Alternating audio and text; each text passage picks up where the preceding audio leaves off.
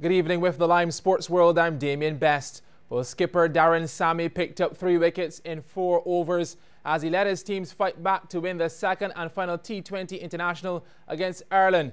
This evening at Sabina Park in Jamaica, things look grim for the Windies as they were once again restricted by the Irish, this time to 96 for 9 off their 20 overs.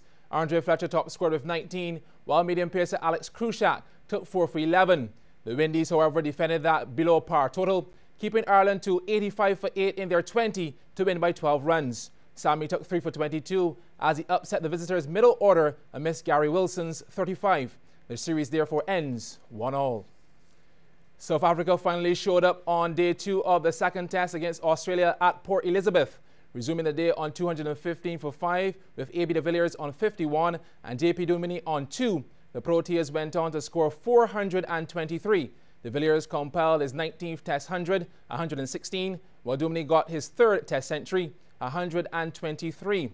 Those two put on 149 for the 6th wicket. Spinner Nathan Lyon took 5 for 130. Australia are struggling in response. They're 112 for 4, with David Warner providing the only push so far with 65 not out. Vernon Philander and Wayne Parnell have 2 wickets each. Well, within the next few days, the Commonwealth baton will make its way to Barbados on a journey that started in October of last year in England. The baton will touch down at the Grantley Adams International Airport on March 5th. With more on the plans for its arrival is CBC's Anne-Marie Burke. On October 9, 2013, the Commonwealth baton began its journey around the world to the 70 Commonwealth countries.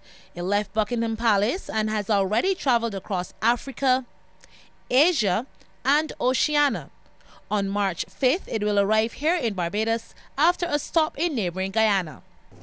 It will be met by a party which will include members of the British High Commission, UNICEF, and Dame Maisie Barker Welch, who will be representing the Royal Commonwealth Society. And of course, members of the BOA will be on hand. On March 6, the traditional handover ceremony will take place at Government House, commencing at 10 a.m. And during this ceremony, the baton is presented to the Governor-General in his capacity as head of state by one of the individuals traveling with the baton.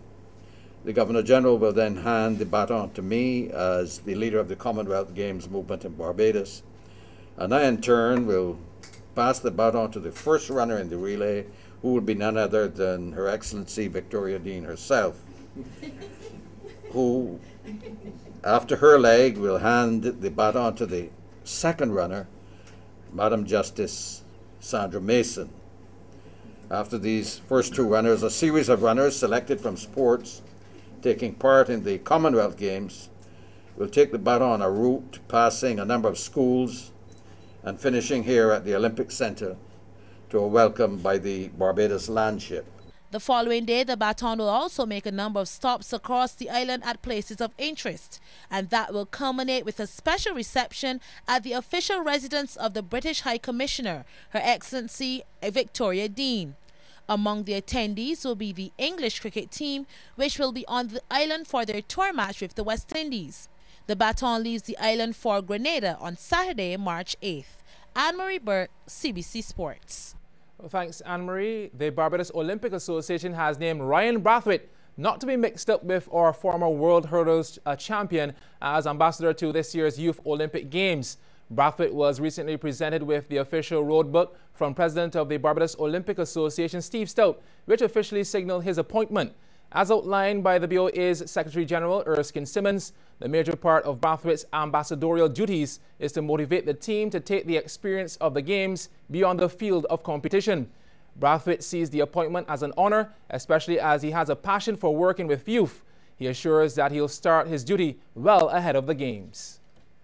Before I leave, I actually plan to meet with them and kind of become a friend with them so I can encourage them before they even go, so that they can see that being involved is something that you should love. And once they have that joy and that love, I believe that when they go, it will then keep going. So my plan is to harness that participation, that love for the sport.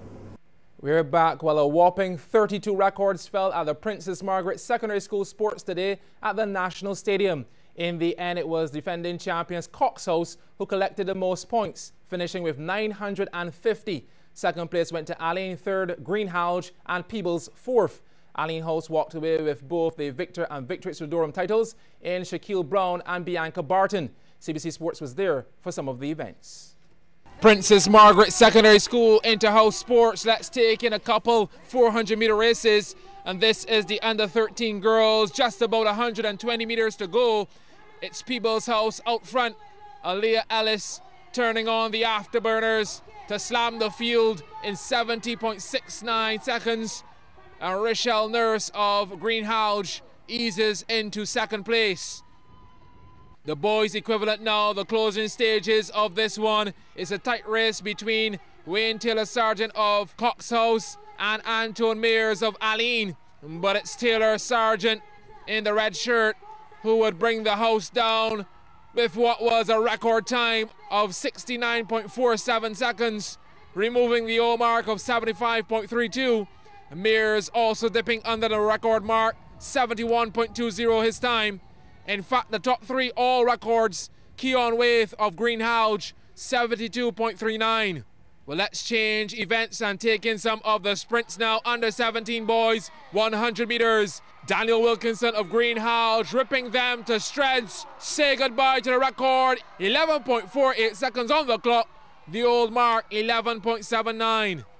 Under 20 girls now make some room for Bianca Barton of Aline House in lane 1. Well, she set the track on fire, dust them off in a record time as well, 13.59. The old record, 13.70. Chanel Boyce of Greenhalgh taking second in 13.92. Then to bring the curtain down on the 100 meters.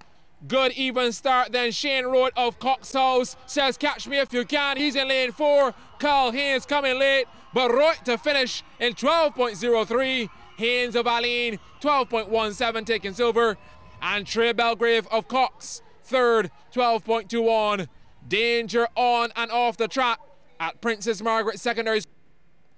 Well, defending champions Greenhouse had to settle for second place as Red stole the spotlight at the Frederick Smith Secondary School Sports at the National Stadium.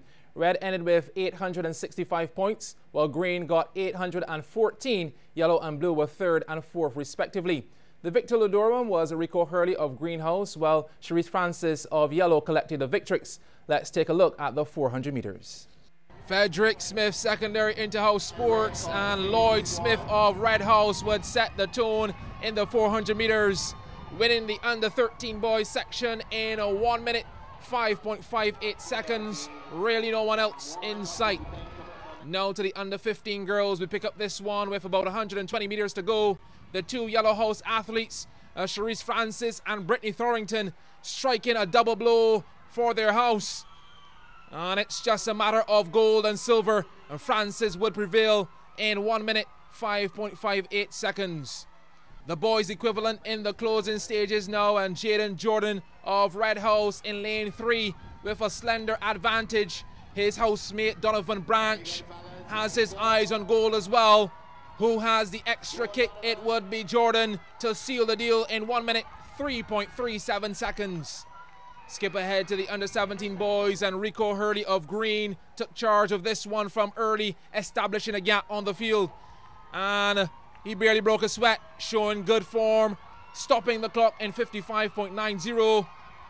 Kriskoff Puckering of Red got second in 58.07. Or what would the under 20 girls produce? A time that was pedestrian, really. One of those leisurely strolls in the park. One casualty along the way, but Rhea Lane of Blue House. Yes, she's wearing a red shirt, but that doesn't matter. Winning the event in 1 minute 16.22. Yes, ladies, strike a pose. Super cool. And this one to bring the curtain down, the under 20 boys 400 meters, 120 to go. Brian Boyce of Yellow was a class act. Look at the technique, the definition, and the determination. Dismisses the field with authority in 55.12. Keneal Allen of Yellow was second, 56.28.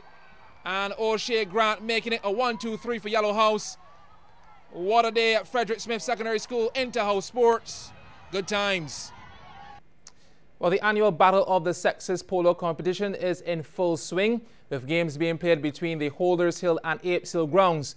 One of the key persons behind the tournament is Sir Charles Williams, and he says the response so far has been great. The Battle of the Sexes is a very, very, let me choose the right word, a very high-tension affair, because the ladies turn out in droves and they really give them support. It was started many years ago by Monica Archer, and it has flourished, and I would say it is amongst the most popular, amongst the three most popular tournaments in Barbados. Well, there's been significant growth of the sport of polo worldwide, with major countries like China and Dubai getting on board. Well, Sir Charles says the involvement of women in the sport has also grown significantly. The final day of the tournament is scheduled for Sunday, with 2 matches at Holders Hill. Starting times are 3:15 and 4:15 p.m.